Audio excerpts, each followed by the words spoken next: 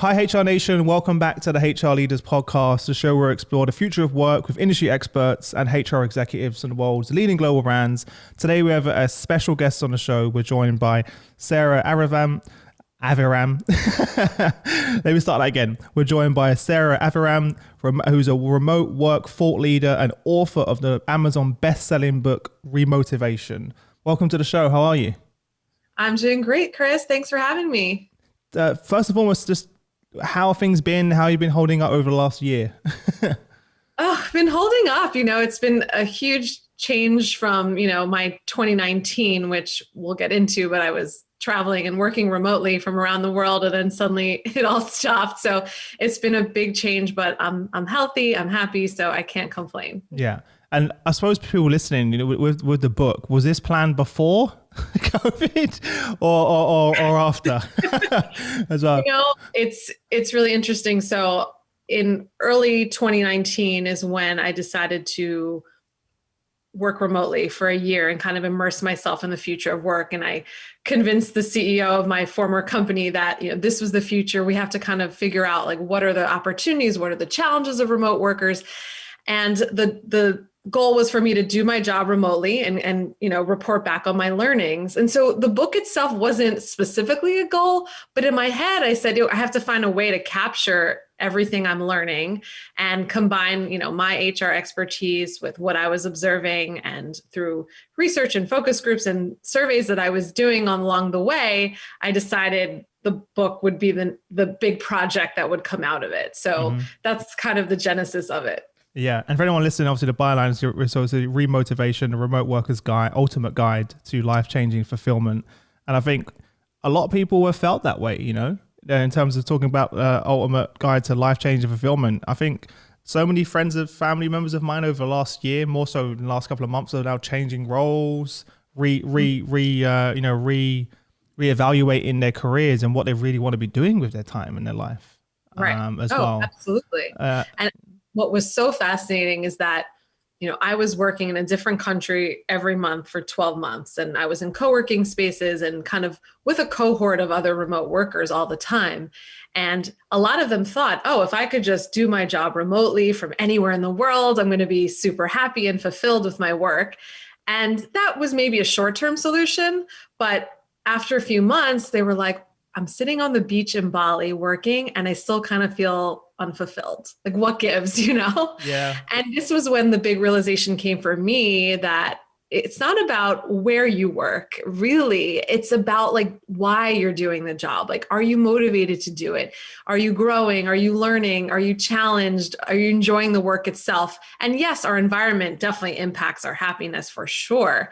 But at the end of the day, it's really about the work itself. And the more motivated the work itself is for us, the more fulfilled and we're going to be, and the more we're going to perform at our best. So that was that's the core messaging of my book. And so how do we unlock the rewards of the remote work life? By first unlocking the rewards of our work itself. Mm-hmm. Yeah. One of the other, on the flip side of that as well, what I'd love to get your opinion on is some people that I'm speaking to also realizing that, but even if they were in a job they love, let's say, the social aspect of being in an office and seeing people and the friends and the lunch breaks and the after drinks, they realize that's the part which kept them there. So it wasn't actually the job itself. Absolutely. It was actually the social element, if that makes sense.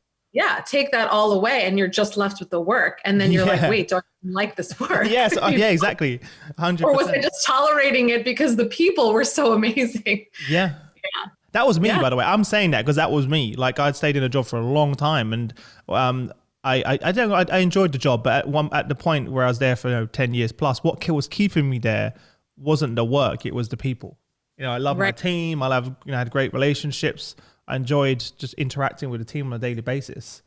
And then I can't imagine if that all that's why I'm still here in the office. I love seeing my team. I love being here. Obviously, we have a flexible policy. You can work from home if you want. That's fine. But we do see that half of our team prefers to come in and half prefer to work from home. It really depends what's best for them. And what's so interesting is we have both extremes. We have people who all of the social aspects and things were taken away, and they realize the job itself isn't great. But then my experience was also you had people that added all these amazing things, like being able to work from the beach and travel the world. And they also were still, after a little while, feeling that way too. Yeah. And so it's interesting to see, what in the short term is going to make us happy versus in the long term. And I think we all kind of know someone in our lives who kind of seems to have it all, like, a prestigious job and title and the money and the house. And then at the end of the day, they're still kind of like, something's missing. Yeah. And it's just like, if we're not feeling like we're providing value and we're not challenged and we're not learning, and those things really matter to us as much as we think, oh, it's enough. Like, I do my job, it's for the paycheck. Mm-hmm. And of course, not everyone has the options to make work so joyous, but a lot of people do. And they don't intentionally seek out work that really brings them joy. Yeah. I can't even tell you the amount of successful people I speak to that on paper to everyone else are super successful. Why would they be upset, right? They got the nice house, they got the job title, they got the salary, and they're not fulfilled. And I felt the same way. I feel like I was always chasing it. I was like, oh, when I become a manager, then I'll be happy. Or when I hit this sort of salary bracket, then the fulfillment will come, right? And I feel like, and then when I become and then I kept chasing. And I was like, I still didn't feel like, excited and invigorated. And I realized I was chasing the wrong thing. Exactly. The whole time for most of my career, I was chasing the wrong things. And exactly. Yeah, go on. Sorry. They call it the arrival fallacy. Like, when I get to this point, I will feel happy. And it's like, no, now is the time. Like, it's in the journey, right? Because even if you get to a certain goal, you set a new goal and then a new goal, and new goal. So like, if you're not enjoying the process, like the process is your life. Like the process every is day. Yeah, exactly. Every day is what you're, should be looking for the joy in, not, when you get to a certain point. Yeah. And that's like when I started the company, people are like, oh, you must be earning loads of money. You run your own business. Like, no, I'm making like a quarter of what I used to make being self-employed when I first started the company in the first few years. But I loved every minute of it. I was like, and it was so weird. It's like, yeah, I'm earning like a quarter of what I used to make. My friends and family and even my parents were like, what are you doing? You left this, it's highly, very well paid job, the stability. Are you crazy? Starting a company, but I was like, I'm happy. I'm like, I get to live my own dream. I get to wake up when I want. I get to take ideas from concept and see it roll out and come to life and see the value it brings our customers. I was like, I don't need to be paid hundreds of thousands of pounds immediately. Yes, it will come long term. Everyone has to pay the bills, right? But it was right. an eye-opening moment for me. Absolutely. And you're talking exactly about, two of the big motivators I talk about in the book. I talk about the 6 main drivers on our career decisions. So first, talk about money. And so we have this thing in our head about like, I need to make a certain amount. And yes, like for sure. But what I see people is at 2 extremes. Some people are like, if I don't have this job, I won't be able to pay the rent next month. Mm-hmm. And then we have the other extreme, which we call the golden handcuffs. Like, I get paid so much. How could I leave? How could I do something different?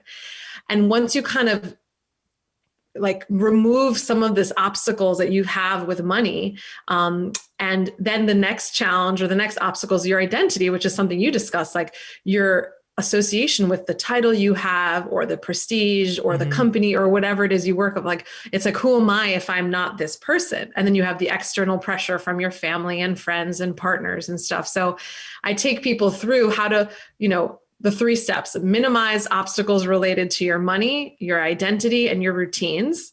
Then you'll be able to optimize opportunities for growth and impact.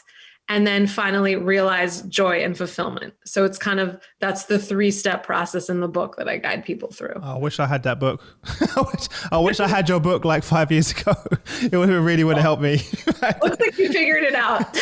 Well, tell everyone, you mentioned, you touched upon working remotely, 12 countries, over 12 months. Take us back there for a second. How did that happen? Okay. So it was early 2019. I was working at a tech company based in New York as the director of talent development. And my boss, who was the CHRO, left the company. And in the interim, I was reporting to the CEO. And he said, I want you to come to me with like 4 big ideas for 2019. Like, what are the talent trends? What should we be looking for? How do we become competitive? So I did my research. I came to him with 4 trends, one of which, of course, was the growing trend of remote work. Obviously, this is a year or more pre-COVID.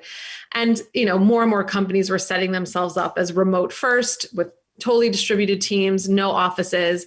And more people were identifying as freelancers, small business owners, consultants. The gig economy was just booming. Yeah, it was booming. And it was just the growth trajectory was huge. And I told him, in order for us to really compete for talent, we have to consider that talent might not be located in the city of our principal office, and that person might be out there somewhere, and that, students kind of entering the workforce now want this freedom and flexibility that working from anywhere provides. We have to think about how we're going to become a company that might offer these kinds of opportunities to our employees. Long story short, I found out about this program actually called Remote Year, and they are not a job provider. So you bring the job, but they facilitate professionals to work from around the world. They provide a co-working space, living accommodations, a cohort of people you travel with. And I thought it'd be a really good way for me to kind of immerse myself into understanding what the future of work looks like without having to plan and figure out all the logistics. I just do my job remotely. They take care of the rest. And so somehow convinced my CEO that I would be the guinea pig kind of for immersing myself into this, and would do my job remotely and not just do the job, but like I said, do some research and kind of understand, what are the challenges and opportunities of working remotely. And so that was really kind of how it started. That's pretty amazing, by the way, first and foremost. One, that you did that, but two, that you had a CEO that was supportive enough to say, okay, you believe in it, go and live and breathe it for a year, but then invest in, was it, can I ask you, was it expensive, or what how much? It was, I paid for it just like I would. You paid for it? I rent, because it was definitely something that I felt passionate about on a personal level. And I gave up my New York City apartment, and let me just say, this experience was less than my New York City rent. So of course it will be. Yeah, of course. Where else, unless you're going to there's not many places in the world which will be more expensive. So yeah. But let me tell you, this was a CEO who didn't even like people to work from home on a Friday. So people told me, you're going to go and propose this to him? There's no chance that he's ever. And look, I brought the data and the trends and the facts, and I think he understood that this was really the future. And what was really cool is that he said, look, this is an experiment, and if it doesn't work out, it's okay too. That's amazing. So that was great. If we think, this isn't a fit for our company or our culture, or only a certain type of function or personality or job can do something so that's what we wanted to figure out. That's and was that, I should have asked this before, but was that whole experience, was that what sparked the idea, I need to write a book? Oh yeah. So I started, and I'm meeting all these people, these other remote workers. I'm at the co-working spaces in places like Lima, Peru, and Chiang Mai, Thailand. And I mean, amazing cities. And I'm learning why did you choose to be remote? What do you do? I'm asking questions, and then eventually I did surveys and focus groups and everything. And there was that common theme I kept seeing throughout, which is what I just mentioned. There was these 6 motivators that drove people to make decisions around their career. So I mentioned money, identity, routines, growth, impact, joy. And that the common theme in the people that were most fulfilled and performing at their best was they took those 3 steps about minimizing the obstacles related to, like I mentioned before. So, I said, okay, there's clear themes here, and I want to take my HR experience, working at companies of all sizes. I've worked at PepsiCo and Avon, these large Fortune 500 companies, and also smaller tech companies. So taking all the knowledge I have from creating leadership trainings and programs and processes, as well as having the remote experience, and combining them. And it was very intentional also that this was a book for remote employees themselves, not for managers, not for corporations. Why did you make that decision? Yeah, that's a great point you mentioned there. I felt like a lot of resources existed out there. How do you become a remote culture? Or how do you help your company shift to remote working? And I was like, who's talking to the remote employees? Yeah, because they're the ones that are having to make the biggest shift. Right. And I felt and as we know, companies can do a lot in training their managers and how to motivate their teams and help. But managers, let's say, are inconsistent about how good they are about this kind of stuff, as much training as we provide. So I wanted to give employees a resource like, regardless of what your company's doing or what your manager is doing, here's what you can do for yourself. Here's how you can own your career, own your motivation, own your performance, and figure out what's going to make you most fulfilled.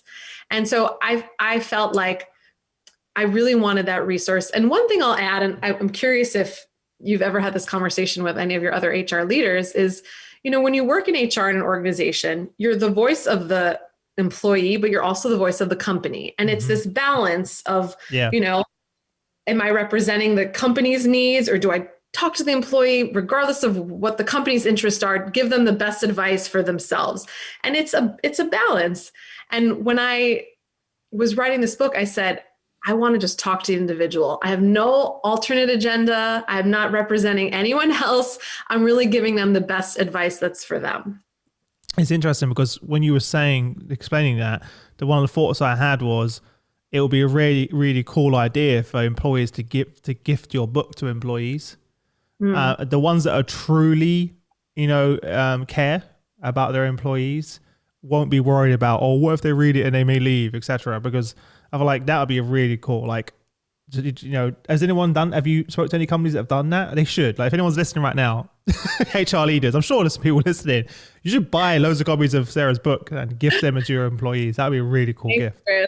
I appreciate that, but they are actually, and they're not just gifting the books, but they're hiring me to do workshops with their employees because they understand that, we have to address the employee as a whole human being with all the obstacles and challenges. And especially look, like this past year, we are talking to people in their homes. We're meeting their kids online. I mean, we're understanding all the intimate parts of a person's life that we never knew about before. And I think understanding that everyone has obstacles or blocks related to their money and their identity and their routines and things like that is really important.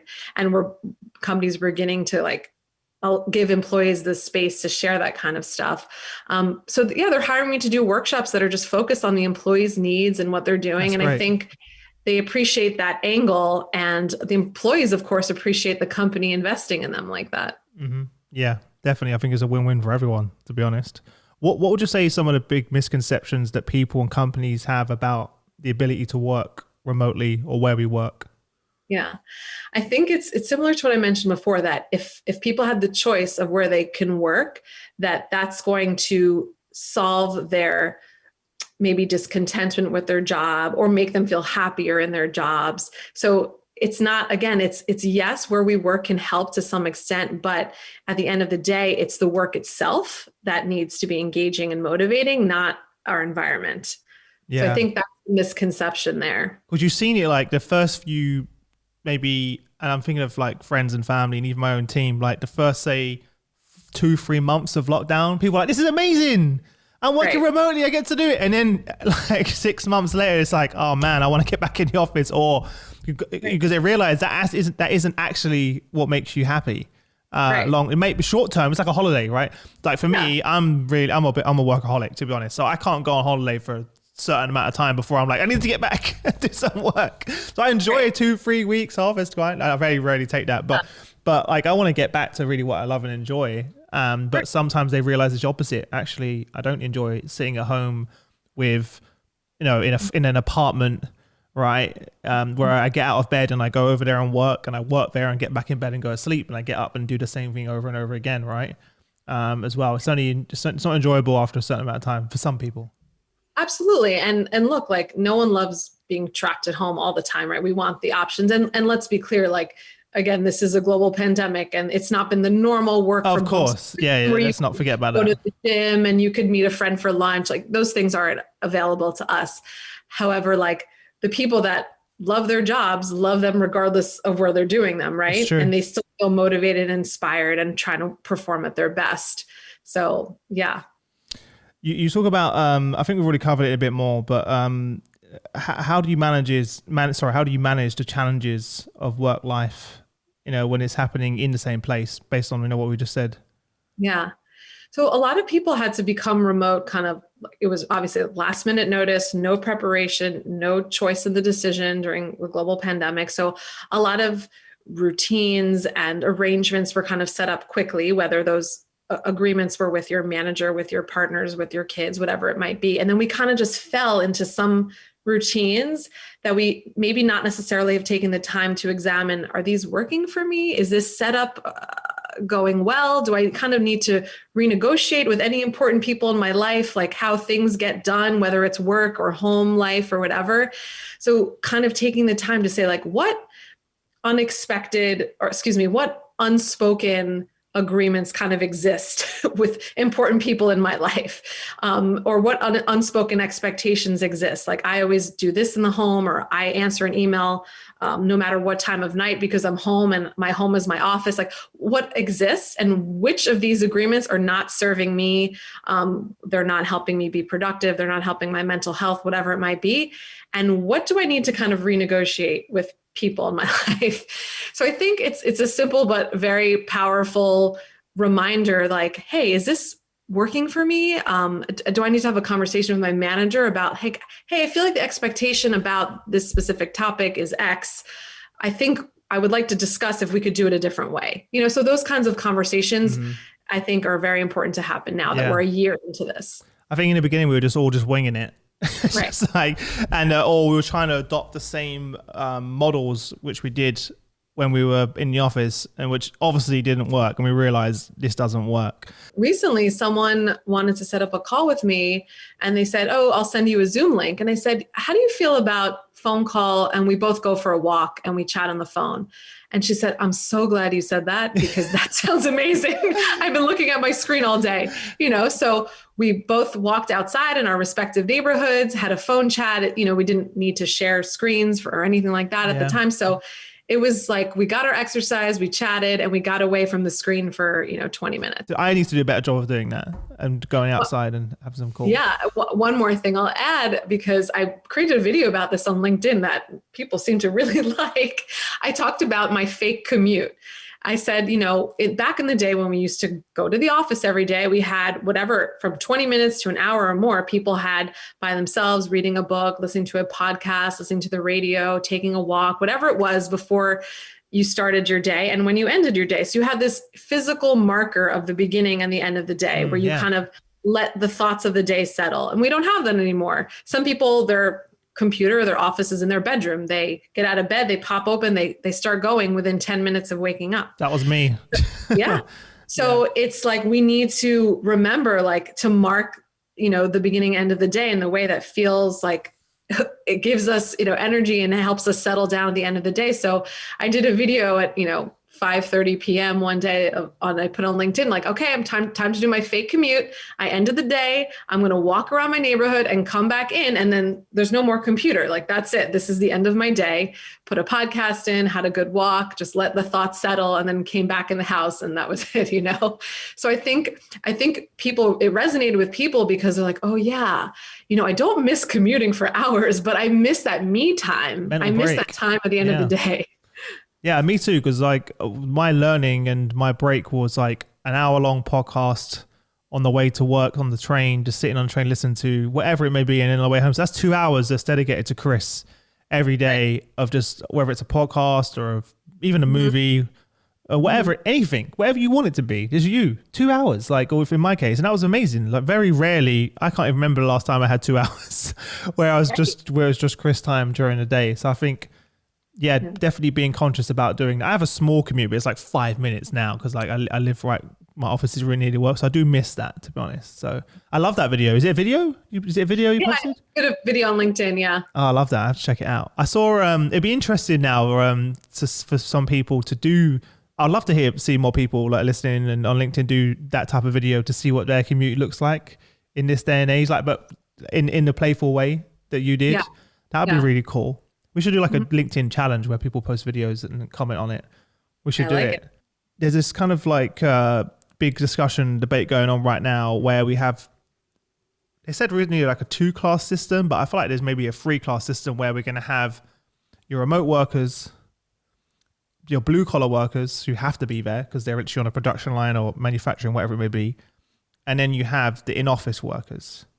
And there's this big challenge of how do we navigate that so people aren't feeling left out or missing out opportunities because I can't go to the office, therefore I'm not being part of those social encounters. You know what I mean, right? What are your thoughts around navigating that? Because there's a big headache right now for HR leaders that are listening, thinking, how do we make sure we can make sure it's inclusive for everyone and equal opportunities for everyone?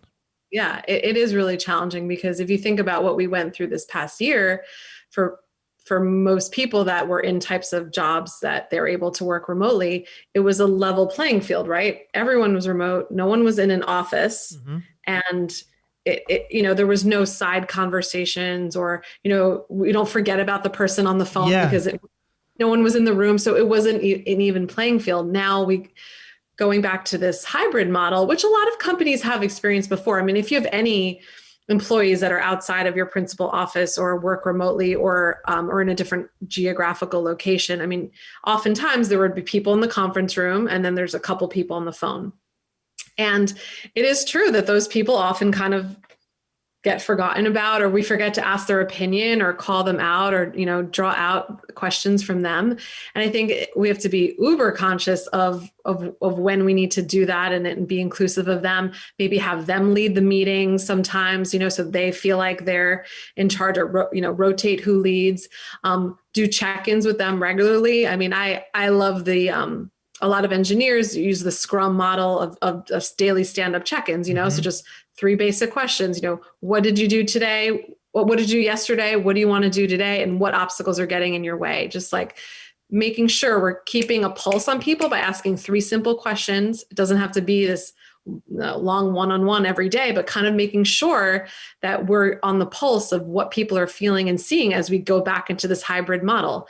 We're not going to do it perfectly. It's going to be an experiment for a lot of people. And we're going to have to keep, reiterating and trial and error as we go and figure out, how do we make this work for everyone? Yeah. I don't think no one's got a solution just yet. We're going to have to figure it out. But even throwing in the element of like in the first couple of months, you're also going to have people with masks on.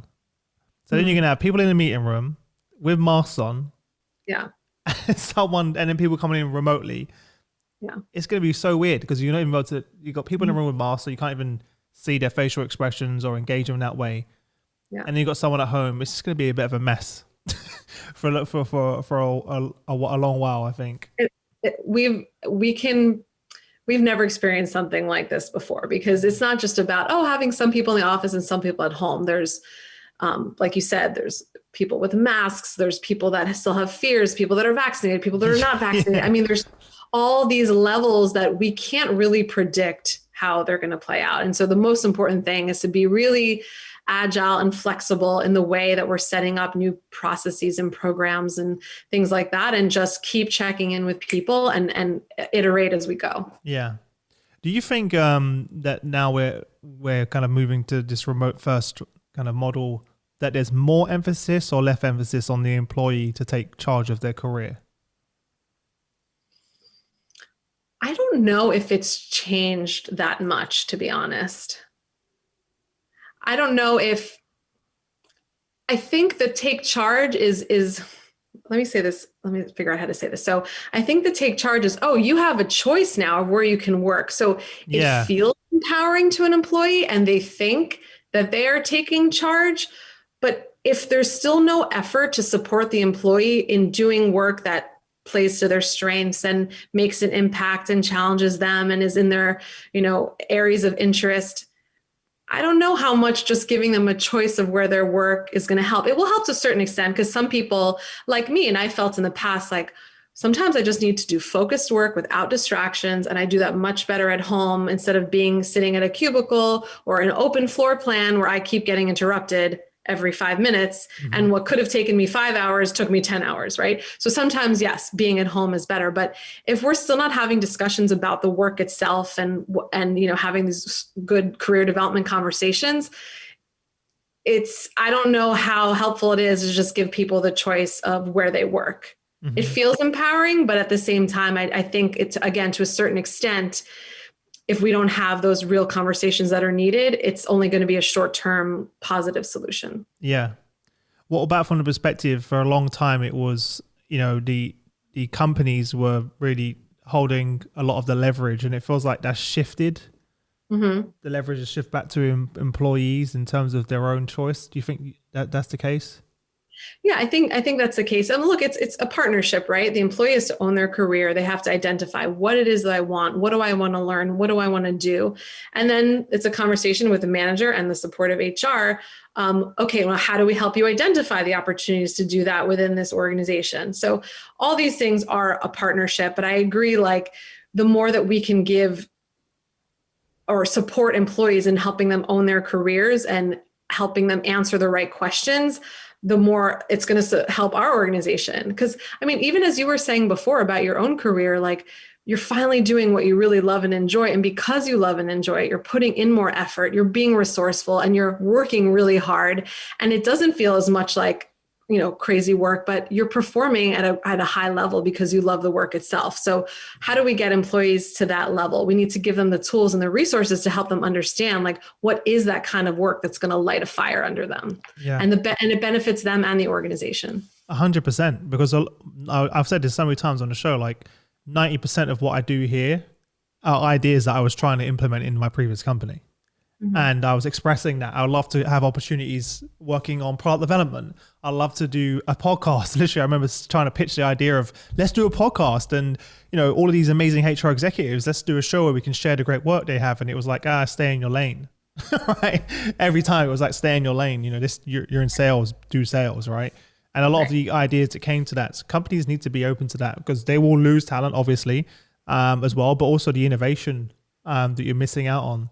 And look, employees need to say, okay, here's what I love to do, and here's how I think it could meet a business need, right? Oh yeah, 100%. You have to align it to a business need, otherwise you're just gonna be like, oh, I want to have a podcast, and there's like not relevant, but so they have to understand that, and they need to understand the context of the business's goals and their challenges and their visions in order to make that correlation, right? And they might need their manager's support on that. And at the same time, you just reminded me of saying staying in your lane. At a previous company I worked at, I remember there was a part of my job I didn't particularly enjoy. And I had a colleague of mine on my team who loved doing that. And so we came to our manager and said, hey, I don't love doing it, and she loves it, and she's really good at it. Like, how about we kind of swap responsibilities on this? And it's like being flexible like that. I mean, it's really a win-win for everyone. Yeah. Yeah. Yeah, but a lot of people are just afraid of having those conversations, right? Unfortunately, as well. In most businesses that I've been in, unfortunately, it's been the case as well. But I am seeing companies being more open to that. They understand that it's more like a job marketplace, even inside your own company. People have different skills, different passions, and we have to rotate them to keep people in. Like any person I've spoken to that's been in a role for like 10 years or more, they've had maybe like 7 roles in that company over that time. It's like very rarely ever have I spoke to someone who's been in the same role for more than like 4 or 5 years. Like, why would they stay? So it's just like they're not developing, they're not growing, they're not feeling fulfilled in that way, so they will leave. But I think people do need to start where they are, because a lot of people assume like, oh, I can't do the kind of work I want to do in this company, so I'm just going to jump ship and go somewhere else. And they've never even had the conversation with their boss and really identified what it is they want. So they just go somewhere else, and then it's the same thing over again. So again, like trying, at least having the conversations and trying to figure out, can I do the things I want to do within my current company where they know me and they know my work ethic and my performance, and they're willing to take a chance on me. And I've seen a lot of people in my HR career that have moved, like you were mentioning, like from a product, a marketing role to a product management role, or sales to business operations, or, something like that within their own company. So they didn't have a lot of experience, but the company knew them, their work ethic, and they were willing to take that chance. Mm-hmm. Whereas it might have been much harder for them to totally change roles and go to a new company that doesn't know who they are. Yeah. How crazy is that though, that some people, and I think most people, like they're more likely to go and search for that somewhere else than have the conversation inside their own company. Yeah. I mean, even think about my story I said before about asking my CEO to work remotely for a year, part of me in the beginning was like, there's no way he would. It sounds crazy. It does sound crazy considering what you told us about how his background was and what he's traditionally known for. Like, I can imagine, I can see why your colleagues were like, really? And I ran it by a couple of my close friends, and they said, like, there's no way. Why would he? Really, why would he? And so But you did what you said though. You connected it to a business need. You did exactly what you just said a minute ago. You connected to a business need. You went in there with the research, the data, etc. You didn't just go, I want to work for remote for a year, because then that would have went really, really badly. And to be honest, what I thought after and having done all that research, I thought the worst thing he can say is no. He's not going to fire me for coming up with an innovative idea that he doesn't agree with. I thought the worst thing he can say is no. Okay, at least I tried. And I think a lot of people don't even willing for that. They're not even people. Most people were not willing to even feel that little moment of rejection. And that's such a sad. Like, I think that's for me one of the best things ever that I got out of being in sales for so long. Mm-hmm. Is like, every day you hear no hundreds of times, right, in sales, and like, you're not worried about a no in any aspect of my life. I'll just go for it, and I say to my wife all the time and my friends, I'm like, what's the worst that can happen? They're going to say no. But then what's even worse than that is living with the regret that you didn't try.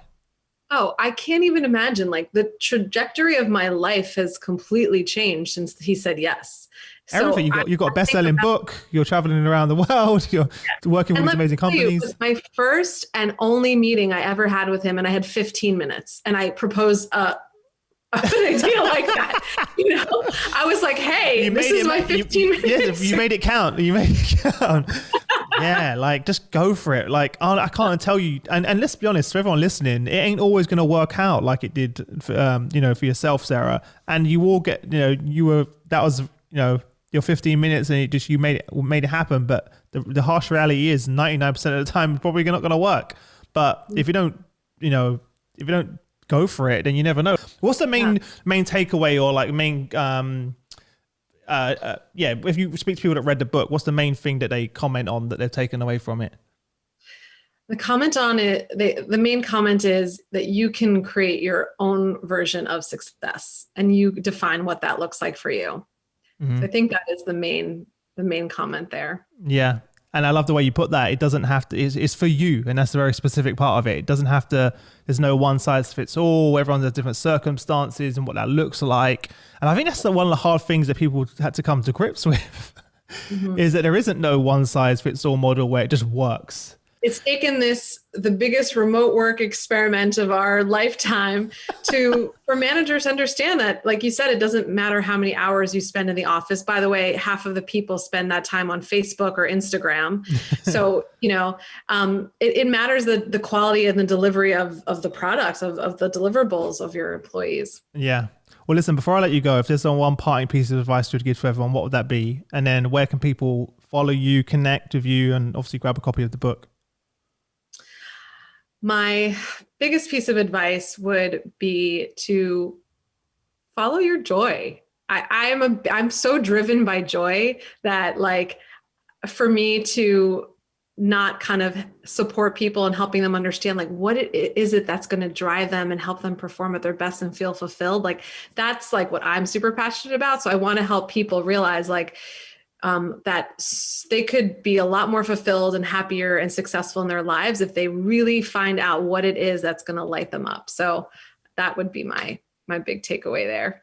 And then where can people grab a copy of the book? So they can grab a copy of the book on Amazon. It's called Remotivation, The Remote Worker's Ultimate Guide to Life-Changing Fulfillment. And if any corporations, like we said, think that they want to empower their employees with this kind of knowledge, then, I would love to chat with them. Yeah. Make sure you connect with everyone listening with Sarah on LinkedIn as well. Reach out to that way. That's how we connected. So definitely responsive there. For anyone listening, the link's already in the description. So if you want to click the link, go grab a copy of the book right now as well. But look, thank you so much for coming on the show. I'm really happy just to chat with you in general, that everything that your purpose is kind of really, aligned to the work that you do. And I can see the energy and the passion you have, and you're living it. You're living, you're breathing it, the book, everything, the work you do with companies, you're changing lives. So thank you so much for taking the time out. And I'm super excited to share this with our audience. Thank you. I appreciate it. It's great chatting. Bye for now. All right. Bye.